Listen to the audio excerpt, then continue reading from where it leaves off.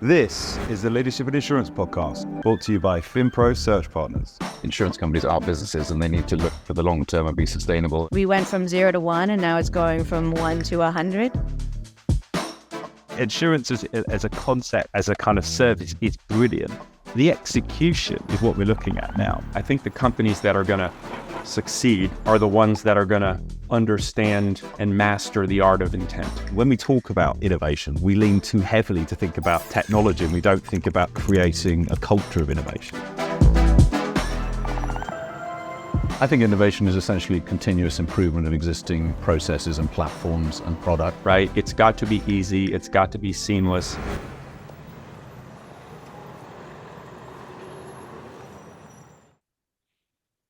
Hello and welcome to the Leadership in Insurance podcast. I'm your host, Alex Bonds, and I'm very lucky today to be joined by Kasey, Head of US for Upstage AI. Kasey, how are you? Hi, good to see you again, Alex.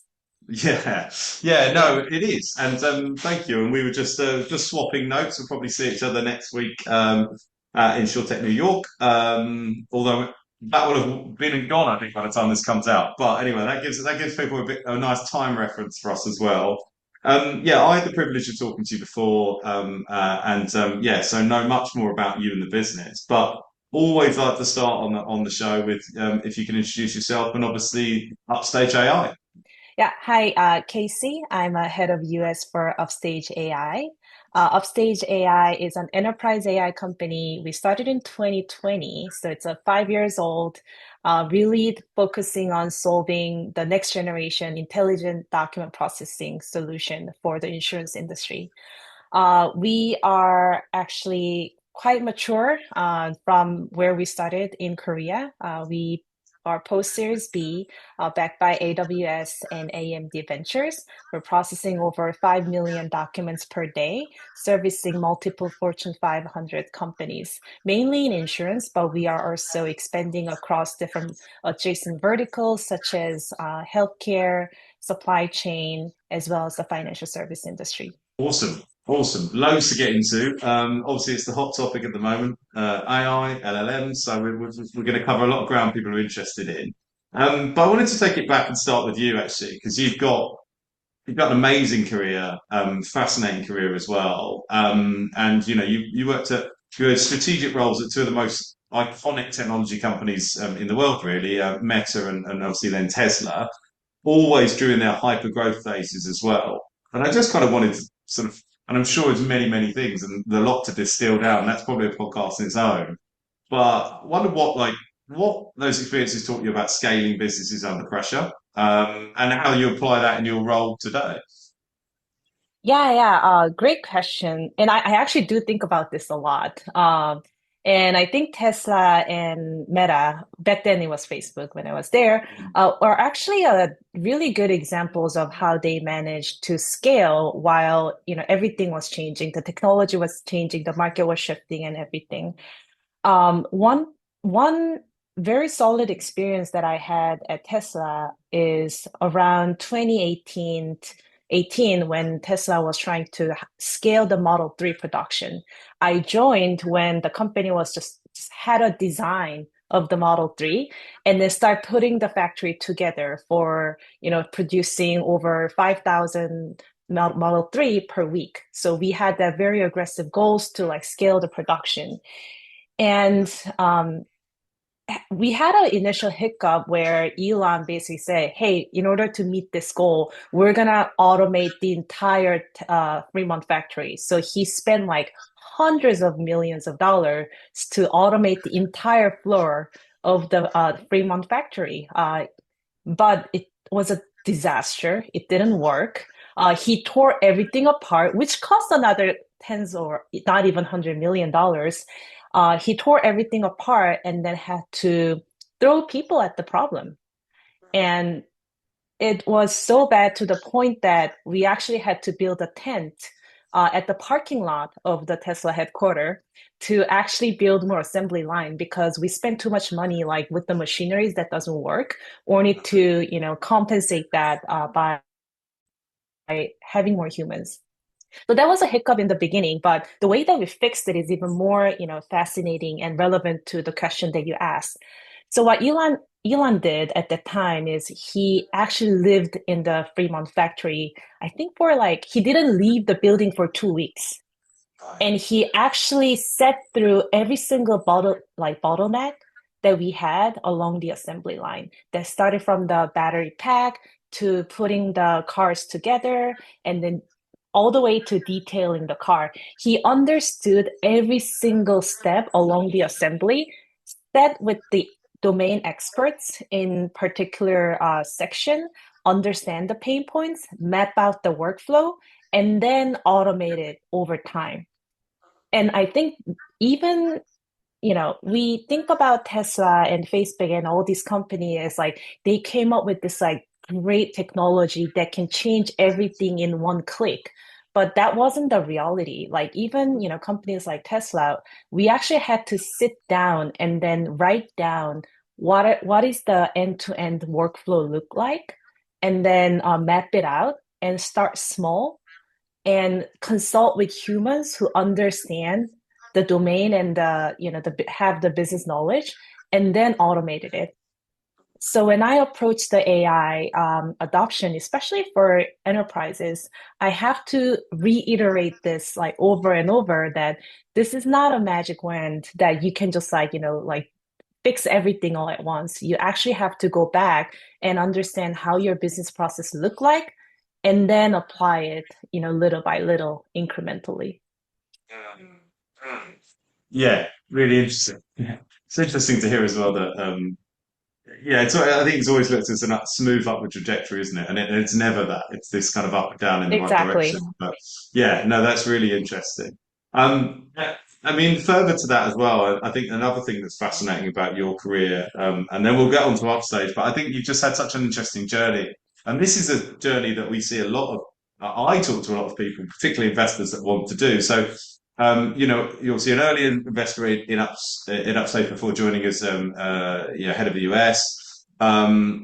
People want to make that transition, but kind of what did you see in Upstage that made you want to move from this investor to operator role? Right, right. So I think really the two things that I was looking for in terms of my next career, step back then. First was being at Tesla and Facebook actually taught me the origin of the company, the mission, the core mission, not the one that we write down after we scaled. The core mission of like why this founder started the business matters so much. It defines the culture, it defines the trajectory of the company. And being at Tesla particularly was a really great lesson for me that the whole narrative was we're gonna do something great.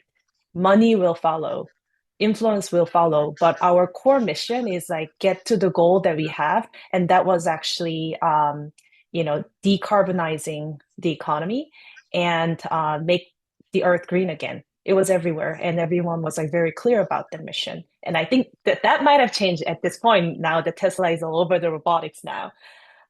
So the first thing was I was looking for a founder and a company that has a very core mission. And Upstage was really standing out.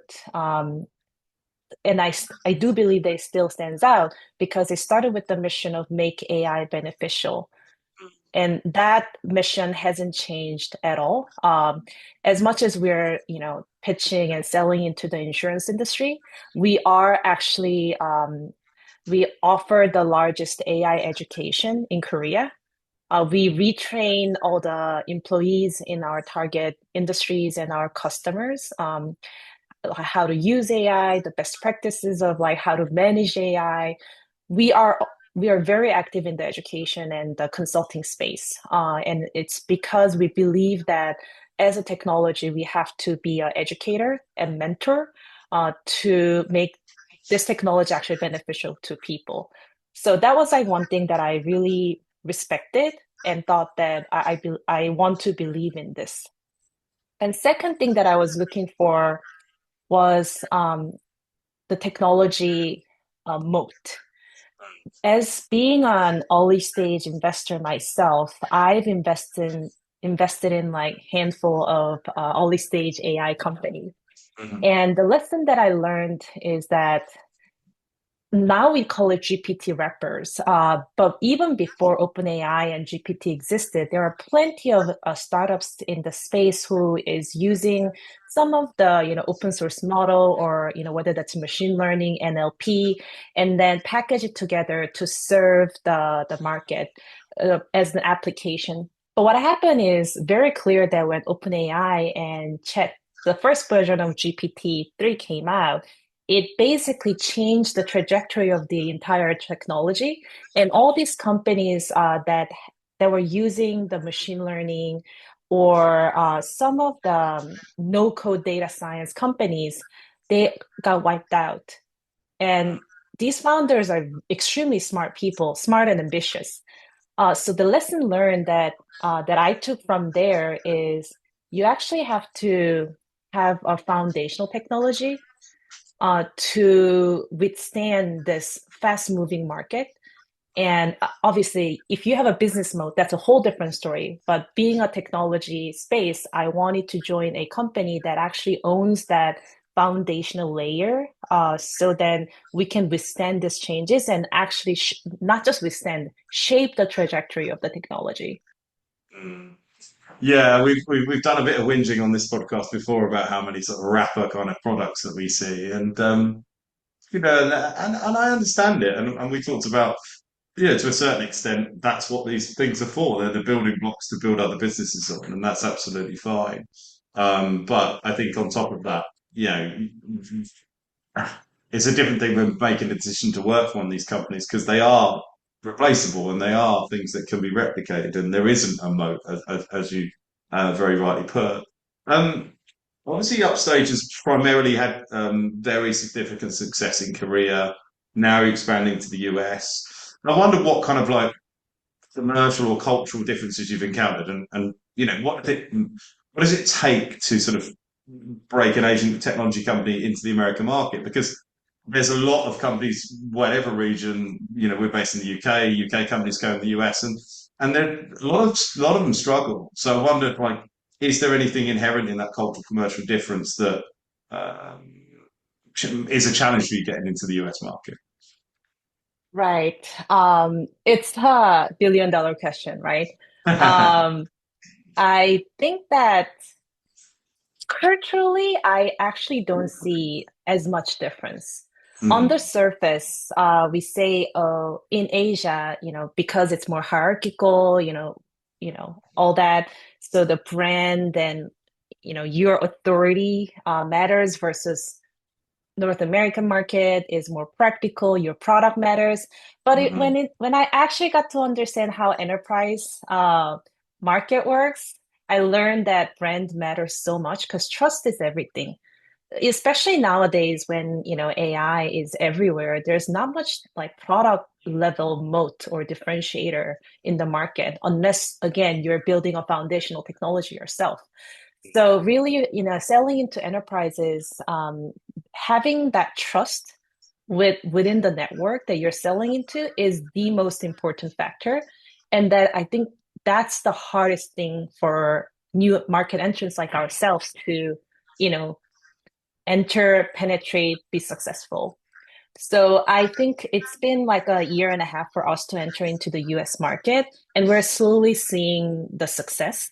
But it took us like good 1 year to actually, get to understand the market, meet right people, build that trust that we're gonna be here over and over, showing up in every single conference with consistent brand messaging, like showing people that we are real. So I think that element is actually constant.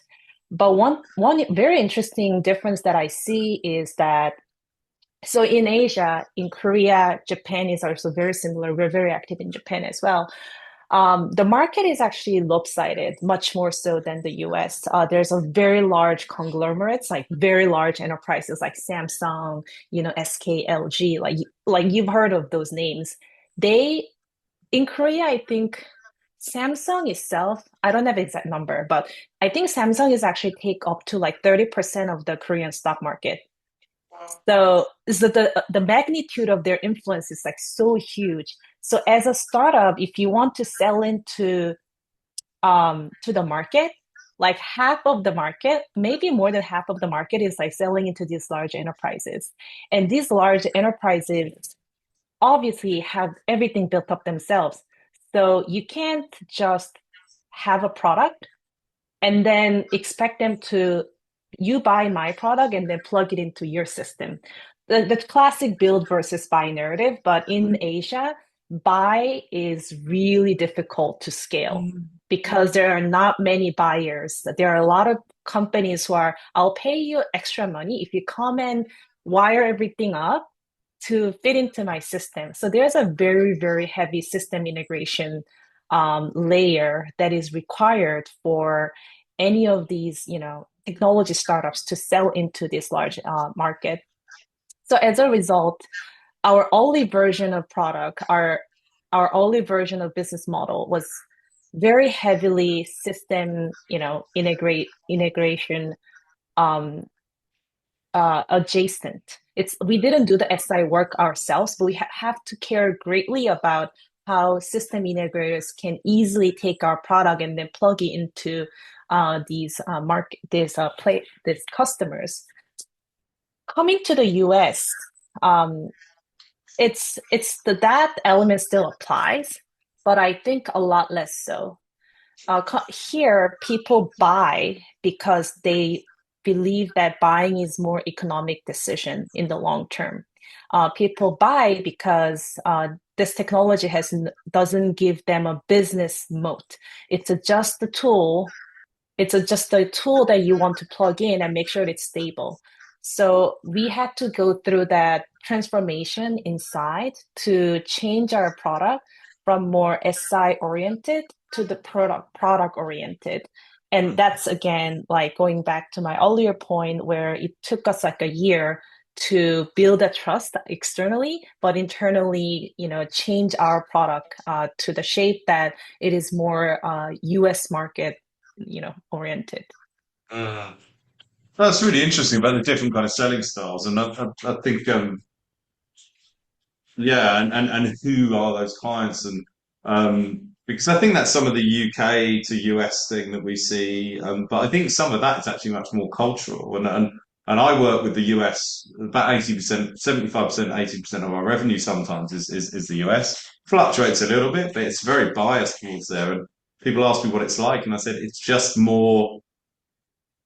It's taken as face value of the product that I'm representing is the product that is what I say it is. Whereas, like in the UK, it's very much about, yeah, but how many people do you know that I know?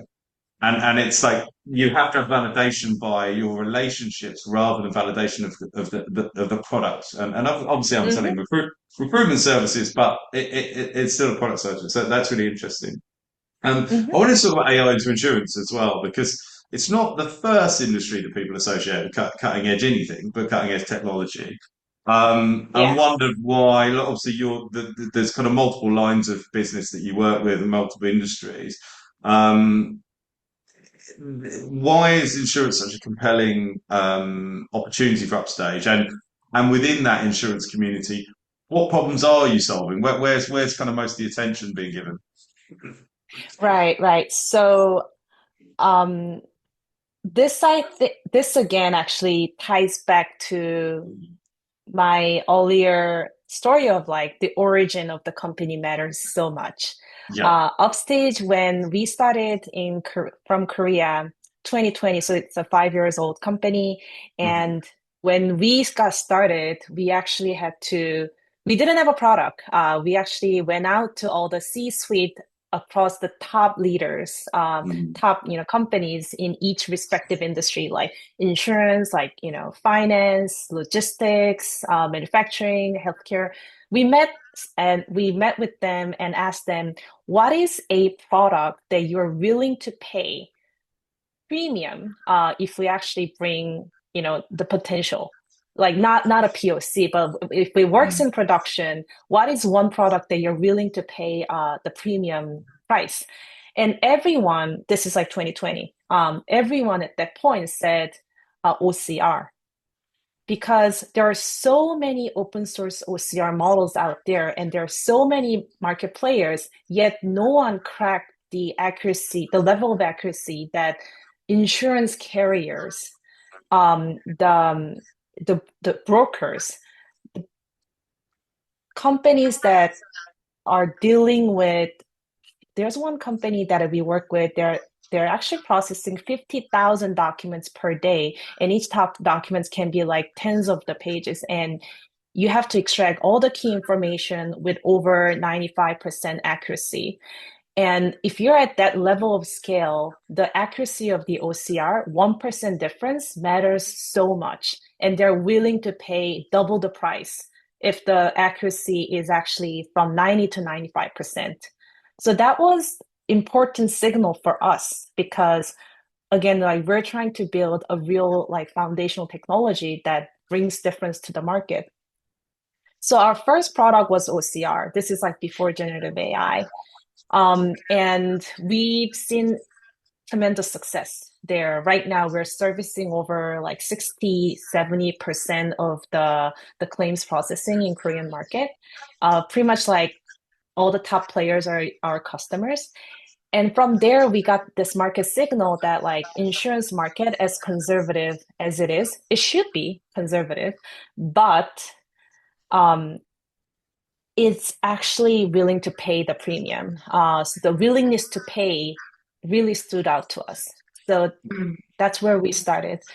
And I think that our technology as OCR and now the LLM is poised to solve the complexity of the documents in the market in a sense that you asked me like what is the key use cases that we're trying to solve. Um, it's really the underwriting and the claims process where even if the carriers nowadays say that they're using OCR for their, underwriting submission or claims processing, what they really mean is like the the fat head of the documents, like the 20-30% of the documents that they receive every single time. But there's like a whole tail end of the documents, like 30 to 70% of the documents where you get it, there are important information, but it looks so different that you don't know what to do with it. You might get some key information from the document, but digitizing the whole information within those set of documents have been just impossible. But we're using the LLM, the generative AI element of the LLM, to tackle that tail end of the document space, and that itself solves a huge problem or opportunities for these carriers and brokers because now you're unlocking the information that's been sitting in your all your documents, and you can use that to come up with a new product lines. We have a couple customers who's done that, basically processing like millions of documents that it's been backlogged, digitize all of them, understand the pattern, use that information to come up with a new product, better customer service, fast turnaround. There's so much more you can do, not just on the cost optimization point of view, but also the revenue creation point. Mm. So I was thinking of if one of the weaknesses of this sort of technology, and not your technology, but the idea of this sort of technology, is that one of the things thrown at the insurance industry is a lack of clarity around the documents are too complex. Wording documents are too complex for the consumer. Now, this is very much more the B2C side of things. But I wonder if the negative of this technology is sometimes that an insurance company can just deploy technology so it can read complex information. And then there's no incentive or feedback loop to make those documents less complex in the first place. Have you thought about that risk before? And it's sort of, in many ways, it papers over bad processes and bad practice, and it allows bad practice to continue. That's an excellent question. That's actually really like first principle way of thinking that you're trying to fix the outcome, but can you actually fix the process? Yeah. Great point. I think that there will be new market players, and not will, there are already new players who come up with a better process to begin with. And they are making rapid, growth. We see that in the markets. There's new MGAs, there's new TPAs, there are new carriers, and there are new players in the market who have a better process, try to really, sanitize their operations so then the outcome is clean and standardized as much as possible. But the reality is that, has been there. It predates the internet. It's the fundamental, industry that defines the modern society. Different industries take different risk, and insurance is there to manage that risk. So as much as I do believe that there will be new players with cleaner processes, but when it comes to these large existing market players, with the network to actually underwrite the massive amount of risk, expecting them to change process overnight it's almost like mission impossible. Like Yes. they're still using mainframes, and I don't Yeah, think things are going to change that fast and easy. And it's an opportunity area for us as well. yeah. I mean, I was thinking about. I was having a conversation with someone yesterday who's running a sort of an AI consultancy, and I suppose one of the things he was saying about the when you're creating, particularly around the creation of agents, is like the agent then becomes the process. So it can be two ways. So you could do like, right, we can ingest and understand this complex documentation, but that means we can also explain it back in a simpler way by using an agent. So I just think it's an opportunity. It's a sort of a two-way opportunity, but it's almost yeah, insurance has to solve its own problems first, and then it can deploy its people. Going back to this point about Tesla, it's like you can utilize your people to solve more problems if you're using AI to solve problems that already exist and giving them time back. Um, it's kind of related to that point actually, and yeah, I'm conscious of time actually, so it's probably going to be the last one. But I wanted to talk about the road ahead really, because you really are at the bleeding edge of like what technology can do, and I just wonder what development are you most excited about seeing, specifically in relation to insurance, or maybe is there a risk that the industry isn't paying enough attention to in your mind? Yeah, I think it's twofold. To go back to what you just said, I do believe that there will be a lot of AI native players coming into the market rapidly, Yeah. mainly because it's so much easier to start from a clean slate versus Hmm. trying to fix. Because the friction between AI and human is real. It's not because one is dumber and slower. It's because you're literally creating a handover. And with a massive amount of context, AI can process things so much faster, and then it throws it to human for review, and human has to ideally have to catch up on all the context that AI is throwing at you. It's incredibly difficult. It's a lot faster if AI does things end to end. So I do anticipate that there will be a lot of players coming into the market, and that's a threat to existing players. And for that, I also do believe that the existing carriers and brokers, they're already doing that. There will be a rapid adoption of AI. And everyone says last year was a year of POC and this year is a year of adoption. There will be a lot of pain coming in as we actually try to scale, because again, POC was like done in a clean, sanitized environment. Reality is nothing like that. So the governance, the orchestration, the harnessing the AIs within the boundaries of the human understanding and human risk taking is going to be the most important element for a successful adoption. And that's where I try to come in as more of a like someone who's been through all that journey early on, trying to be more consultative with our customers. Yeah, brilliant.